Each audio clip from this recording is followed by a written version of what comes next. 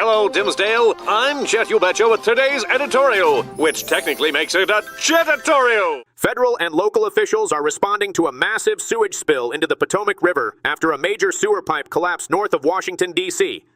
The Environmental Protection Agency described the incident as an ecological crisis of historic proportion, with about 243.5 million gallons of untreated wastewater released since January 19th.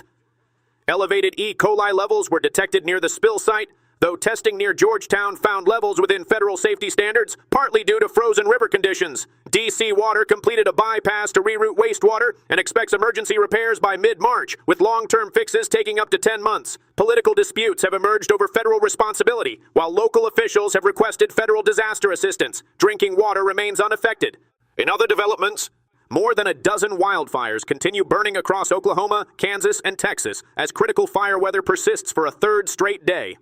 The largest, the Ranger Road fire, has scorched over 283,000 acres since Tuesday, spreading roughly 60 miles from Beaver County, Oklahoma, into southern Kansas. It is 15% contained. Thousands were evacuated in Kansas and Oklahoma, with homes and structures destroyed, though no fatalities from the fires have been reported. 8 firefighters were injured across Oklahoma and Kansas. Additional fires in Woodward and Texas County, Oklahoma, and in the Texas Panhandle have damaged structures and prompted evacuations.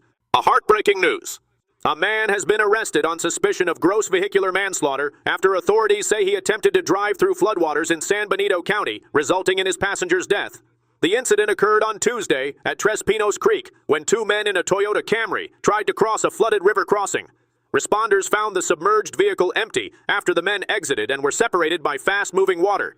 The driver later sought help at a nearby ranch. The passenger was found dead about a mile downstream on Wednesday. Authorities said evidence and the driver's statement led to his arrest. The incident followed heavy rainstorms, and officials warned against crossing flooded roads.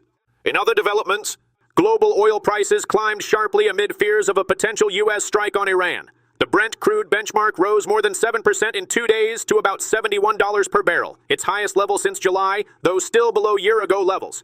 Tensions come as Washington and Tehran continue nuclear negotiations, while the U.S. increases its military presence in the Middle East. Iran controls the Strait of Hormuz, a narrow passage that carries roughly 20% of the global oil supply. Analysts warn that any disruption there could lift energy prices worldwide. Iran produces under 3% of global output, but broader conflict risks affect supply routes. Higher crude prices combined with seasonal demand may push gasoline costs up, though analysts say a 2022 level spike is unlikely.